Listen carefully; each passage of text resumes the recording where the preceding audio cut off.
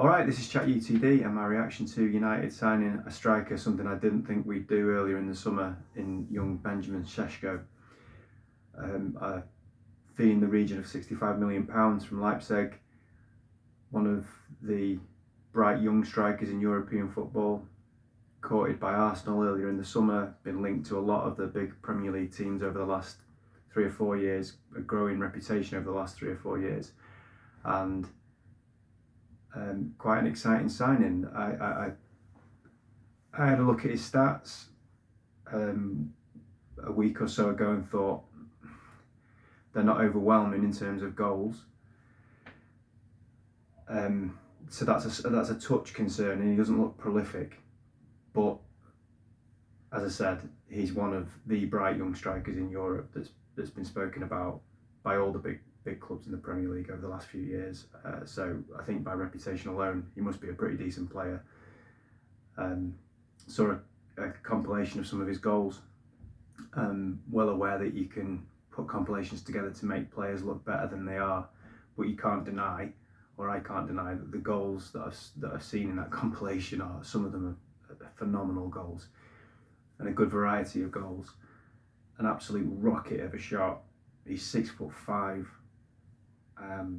I don't know how mobile he is. I'm not sure what his link play is like. I don't know loads about him, other than to say that he's got a good reputation.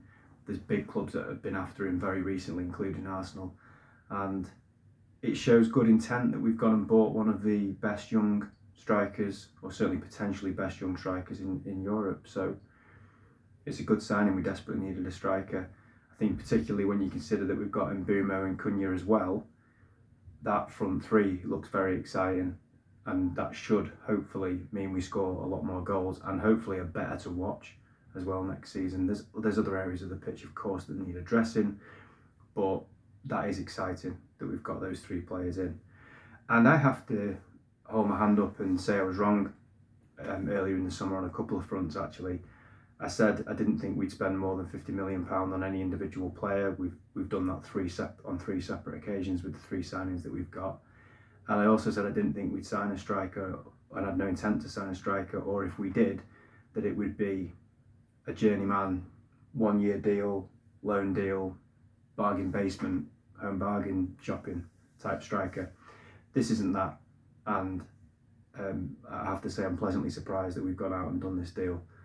So obviously that's positive, and I'm happy to be proved wrong. Absolutely, I'm happy in this instance to be proved wrong. I think it's important to acknowledge it when you've said something that obviously proved to be incorrect.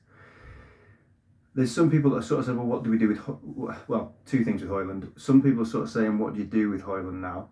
And other people are sort of saying there's comparisons between when Højlund came in and when Sesko's coming in now.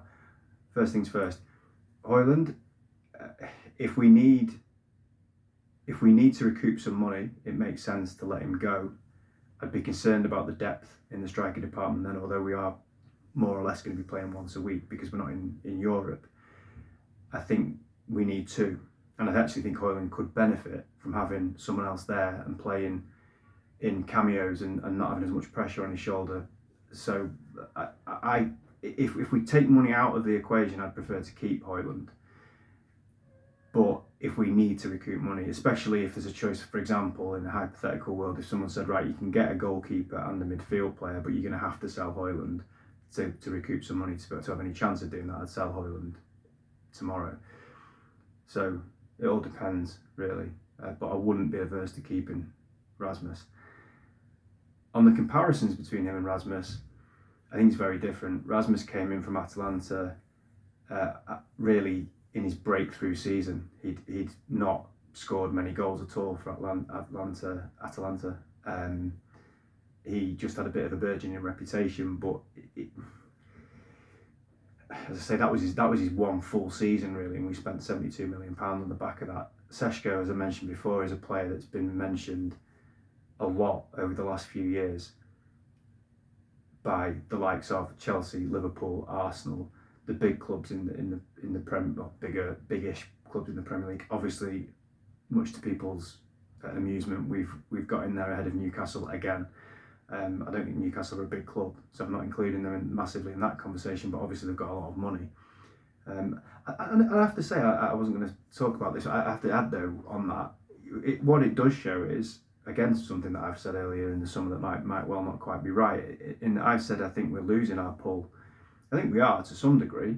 It depends who we're going for, but Newcastle are the new kids on the block, aren't they? You know, they've got a lot of money. They've done very well. They're establishing themselves as a club that could potentially go and break in regularly to the top 3 or 4, maybe win some trophies, and are an up-and-coming club with a big fan base, nice stadium, all that kind of stuff, and are in the Champions League next season. And Sesko wants to join Man United, and Mbeumo wants to join Man United, and Cunha wants to join Man United. So that's obviously positive.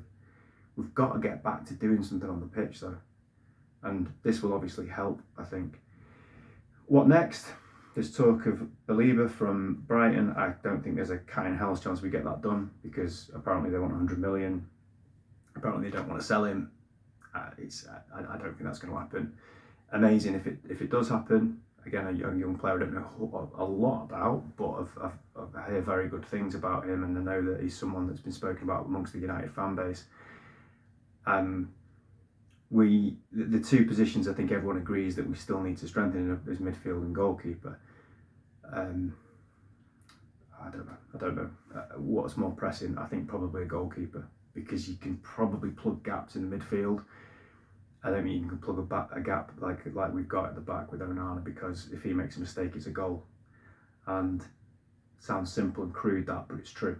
You make a mistake as a goalkeeper, it's an unforgiving position. He makes far too many mistakes, and he doesn't do what we thought he was going to do, as in like spraying the ball about. It's ironic that tomorrow at Old Trafford we've got David De Gea coming back as an opposition player who was much maligned by certain sections of our fan base because he just booted the ball and couldn't play out from the back. Well, he was a million times better shot stopper, and for me 100 times better goalkeeper than Andre Onana.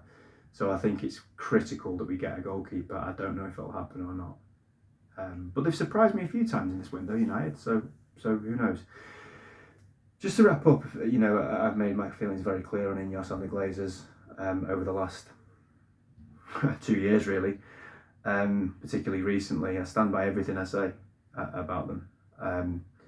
They uphold none of the values of this football club. The way they have and will continue to treat the fans is disgusting. The way they've behaved in terms of the things they've done within the club since they've come in is disgusting. The feeling of community, the feeling of family, the feeling of connection isn't there anymore. And whilst they're sanctioning money to be spent on players, which is good and is very positive, it doesn't change the fact that they have no interest in making Man United great again. And what I mean by that is 2 things. One, being an absolute juggernaut on the football pitch. I don't think they've got any intention of doing that. I think they're holding until they're in a holding position until they get the new stadium, and they know we can't be absolutely shit, so they're having to make some signings. So there's that. But 2, a great football club doesn't just mean having a great team. It means the way you carry yourself. It means the way that you treat your supporters. It means the way that you act with class and dignity and humility as a football club. And that while they're there, none of that will happen. The way they have, what we've descended to in the last couple of years, in the way that we've treated people who are supposed to be our own, and the way that we have acted as a football club, would make Sir Matt Busby turn in his grave. And all of that still rings true. So, sorry to end on in fact I will end on a positive, but I just think it's very important to keep bringing it back to what I just said there. Some could say, you don't be happy, you will you? No, I won't be happy until they've left. We won titles early on with the Glazers. I wasn't happy then either. Happy with what was going on the pitch, happy with the team, happy with Sir Alex Ferguson, happy with, you know, being a very being the force of English football, absolutely, but not happy with what they were doing. So nothing changes for me with a couple of shiny new signings. That said, Sesko, good signing, I think. Excited by it, the way you should feel when you sign a new player. Looking forward to seeing him, looking forward to seeing what he can do, looking forward to my lads watching him, pointing there because they're out there.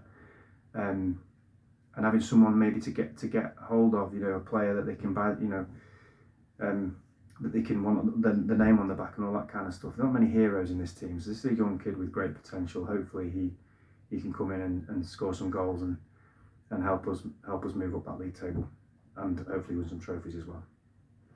Plays us out.